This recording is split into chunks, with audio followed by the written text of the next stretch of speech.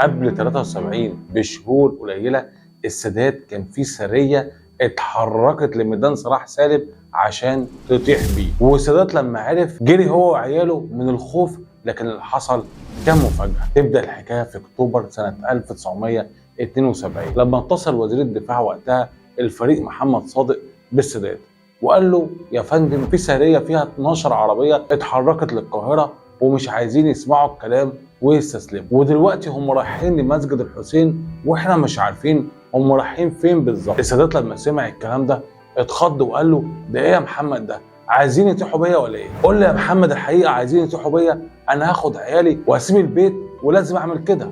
محمد صادق رد عليه وقال له يا فندم دول كام عربيه وجندي واحنا بنحاصرهم دلوقتي، مفيش داعي للقلق. لكن السادات ما اقتنعش وقفل السكه وكان على اعصابه وقعد يكلم كل القيادات، وكان شاكك ان محمد صادق هو اللي ورا الموضوع ده. وما عداش كام ساعه راح كلم محمد صادق عشان يعرف عمل ايه.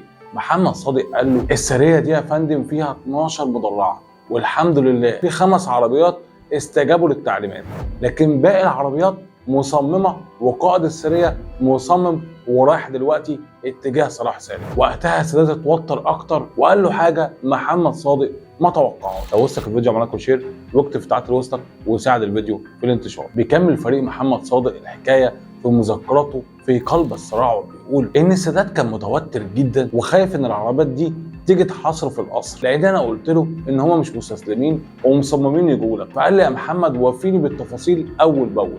لكن برضه بيقول صادق ان في المغرب اتسيطر على الوضع كويس جدا وحاصرنا السريه وقبضت عليهم، وكلمت السادات اللي عرف تفاصيل الحكايه. والحكايه ان في نقيب اسمه حسن عبيد ده قائد السريه وراح قال لسريته يلا نخرج القاهره هنعمل مشروع تدريب، وفعلا اتحركت السريه وخدت طريق التجمع وانطلقت من هيك ستيب عشان تروح قلب القاهره.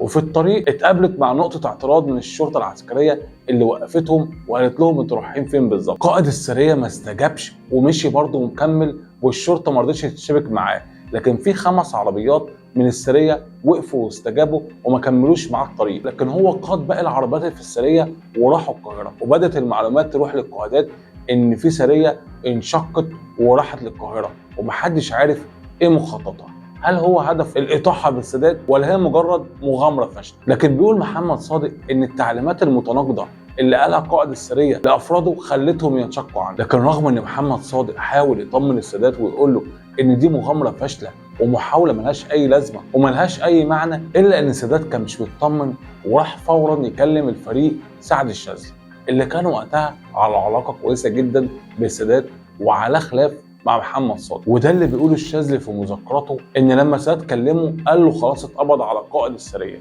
واحنا دلوقتي بنحقق معاه، وكنت انا ولواء تاني قائد المنطقه المركزيه اللي حققنا معاه، ولقينا قائد السريه ده كلامه مش منطقي. يعني مثلا راح قال لنا انا ما كنتش بعمل اي حاجه، ده مشروع تدريبي وكنت بدرب افراد السريه على المشروع. رحت قلت له طب ليه ما قلتش ده، وليه ما اخترتش القياده بامر كتابي، وليه ما نفذتش كلام الشرطه لما قالوا لك ارجع. والشاذلي بيقول ان كان عيد ده مش متزن ومتعصب وكل شويه يسكت ويقول ايات من القران ويقول لي ان المجتمع ده نسي ربنا، وكان في وسط الكلام يسكت برضه ويكرر ايات من القران وما كانش عارف يرد على اي سؤال برد منطقي. الشاذلي وقتها قرر ان عيد ده يروح مستشفى الامراض النفسيه وما يتحكمش. والشاذلي بيقول ان اخترت السادات لكن برضه ما صدقش وقال لي ان ده كارت ضغط استخدمه محمد صادق عشان يخوفه، لان كان في بينهم صراع كبير جدا على السلطه، وكان السادات عايز يطرد محمد صادق، وده فعلا اللي عمله السادات بعد اسبوعين من محاوله عيد فعلا اطاح بمحمد صادق.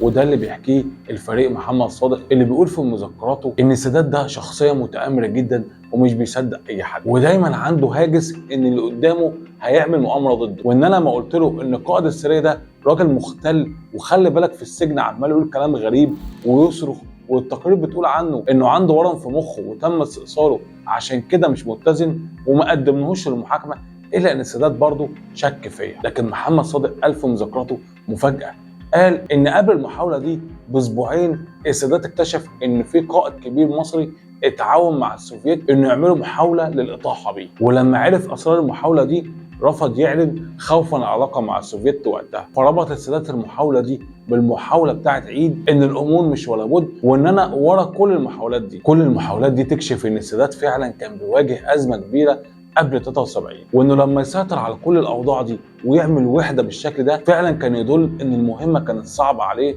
وان هو نجح بامتياز. في نهايه الفيديو، هل انت شايف ان محاوله السريه دي كانت فعلا هدفها الاطاحه بالسادات، ولا كانت محاوله فاشله وكان صاحبها فعلا مجنون وما عندوش اي غرض؟ شاركونا برايكم في التعليقات، ولو عجبك الفيديو اعمل لايك وشير، وطبعا صفحتنا على الفيسبوك وقناتنا على اليوتيوب وقناتنا على التيك توك.